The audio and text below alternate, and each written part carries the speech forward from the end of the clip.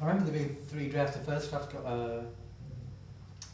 draft had a reading in the studio space at the Coliseum, I think. And yeah, after that I wrote 2 more drafts. The process was quite interesting in that I was always speaking to the director. I was in constant conversation with Sajjad, which I enjoyed. I had a dramaturg, Linda Brogan was a dramaturg on that, and we met very regularly, almost weekly, I think. I spent a long time in research, really. I spent possibly about 3 months in research. Researching, obviously, Guantanamo Bay, reading reports, reading articles and all this kind of thing. Meeting ex-detainees. I met the detainee in Manchester who'd just been released while I was researching for In God We Trust. And I'd also met the family of a detainee from Birmingham. I joined campaigns, so I immersed myself in the world of the politics around Guantanamo Bay, but at the same time I was also, because I knew that this play, as well as being politically motivated, was also had this element of religion to it. I also researched Islam, I suppose, and read texts and got quite heavily immersed into the Sufi aspect of Islam, because one character, Hamza, in the play, for me represented that part of Islam.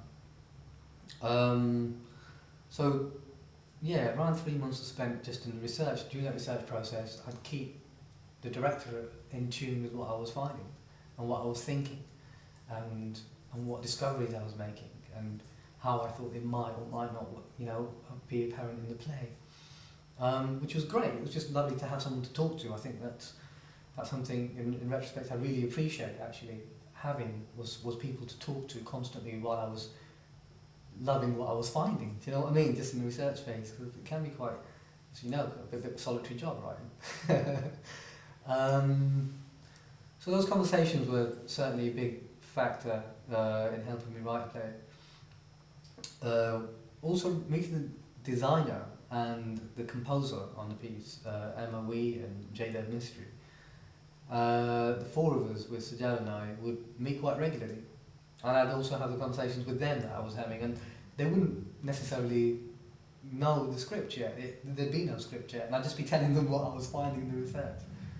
So it was kind of keeping them in the backstory of the play, as well as just as well as the script of it itself. 3 drafts to the play. The first one got a reading. The feedback of it was critical in developing it, and then it went into rehearsal, and I was in rehearsal for some of the time. That was useful, I feel, and yeah, then it took. I almost see In God We Trust as one big cutting of teeth exercise. It's not what it was. Obviously, it was also a labour of love, but it was a massive learning curve. Prior to that, I hadn't really written much for theatre, only 1 play. Do you know what I mean? So, and that was in a very supportive environment. I'd done the Young Writing Residence course here at Contact. But then going into the outside world of theatre, learning how to communicate really with all the other members of the team, and who those members are, and what your role is at what time, is something also to learn for a writer, as well as the craft of writing when you're working in theatre. Up until it goes to rehearsal, you're the most important part of that process. And then when it goes to rehearsal, you're not anymore. And that needs to be learned also. And I suppose what it clarified also and cemented for me was the importance of the story. The story is always first. And that's where the integrity of the piece is, and that's where all loyalties are really, is to make sure the story is told in the best possible way. Also, for my own self, it reassured me of the value of research. And yeah, I think that's one of the major things I've taken away from that process. It's incredible. 5 years on, in many ways such a different world, and in more ways the same world as it was 5 years previous, really. Whether or not Guantanamo Bay still exists, I mean, of course it still exists. And of course those atrocities are still going on now, but the questioning that I was more interested in writing the play, the questioning of this burden of responsibility that the West has given itself as to eradicating terror in the world, and what that actually means. That's still very much alive today. The war in Afghanistan is still just as active, if not more so, than it was 5 years ago. And the same can be said for the war in Iraq. What's happened in Guantanamo Bay hasn't changed much. You know, the British citizens have been taken out, the British residents, I'm not sure how, and the camp is still very much alive today. If anything, more and more has been disclosed, and it's quite interesting even that when one of the detainees, ex-detainees, came to see the play, because for those who've seen it, remember a scene where Hamza, who for me represented the Sufi version of the faith, and Safraz, who later represented the more hardline version of the faith, more literalist version of it, interpretation of Islam, when they battle through quoting the Quran at one another and use verses of the Quran to justify their positions. Those conversations took place, I learned, in Guantanamo Bay through that detainee. Those questions of questioning the faith, this conversation questioning the faith actually happened. So is the play relevant still? Yeah, because I still feel as though politically the acts of Britain and America towards places like Afghanistan, Iraq, and now increasingly so Pakistan need to be questioned, need to be challenged, and I still feel they're unfair, and I still feel that they're wrong, and will serve no use except to further breathe fire into the flame of fundamentalism, really. Not at all. There's been no further diversification, and there's been no further, narrowing either. Islam has always been diverse, always.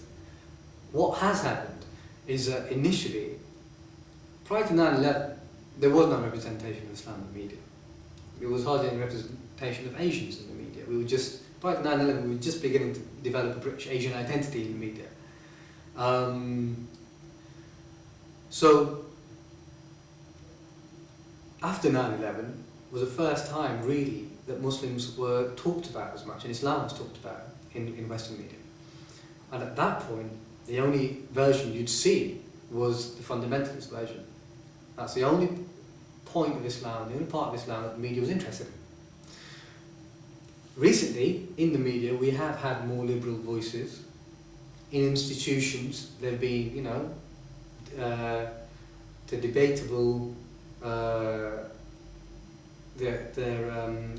use and their efficiency, whether or not they're actually doing what they're supposed to be doing is debatable, but we've got places like the Killam Foundation, and there are more Muslim journalists now, supposedly representing Muslims.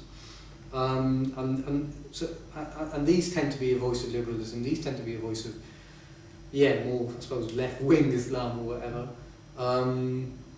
So in the media, there's been diversification. And that's even some of that, whether whether that's tokenism, and whether that diversification is actually truly representative of the voices within the Muslim world, is debatable as to how well they represent those voices. I feel as though sometimes that the same thing is happening to Muslim politics now that has historically happened to black politics in Britain previously, where black people always existed. Similarly, Muslims always existed. Black people always existed with the diversity that they always had. And similarly, Muslims always existed with the diversity they always had. And initially, when the media started and when the state started beginning their discourse with them, it was always the more hard-line version of those communities that they engaged with.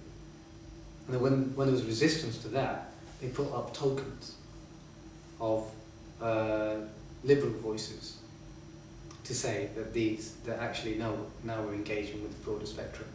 So whether diversity has existed, has increased for the Muslim world isn't true, because the diversity was always there.